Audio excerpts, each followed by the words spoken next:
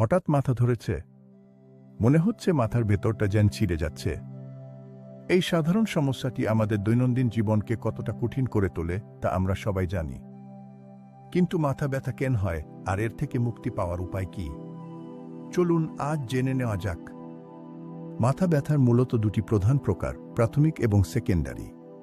প্রাথমিকের মধ্যে tension headache, migraine এবং cluster headache অন্যতম। টেনশন হেডেক কপালে ব্যান্ডের মতো ব্যথা, মাইগ্রেন তীব্র স্পন্দিত ব্যথা এবং ক্লাস্টার হেডেক চোখের চারপাশে তীক্ষ্ণ ব্যথা সৃষ্টি করে। প্রধান কারণগুলোর মধ্যে রয়েছে মানসিক চাপ, ঘুমের অভাব, ডিহাইড্রেশন, দীর্ঘ স্ক্রিন টাইম, অতিরিক্ত ক্যাফেইন বা অ্যালকোহল।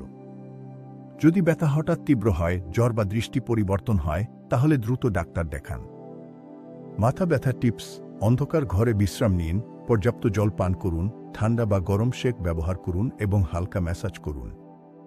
প্রতিরোধের জন্য নিয়মিত ঘুম, সুষম খাদ্য, ব্যায়াম এবং স্ট্রেস ম্যানেজমেন্ট অপরিহার্য। সুস্থ থাকুন। লাইক, শেয়ার করুন এবং কমেন্টে প্রশ্ন জানান। নিয়মিত ব্যথায় ডাক্তার দেখান।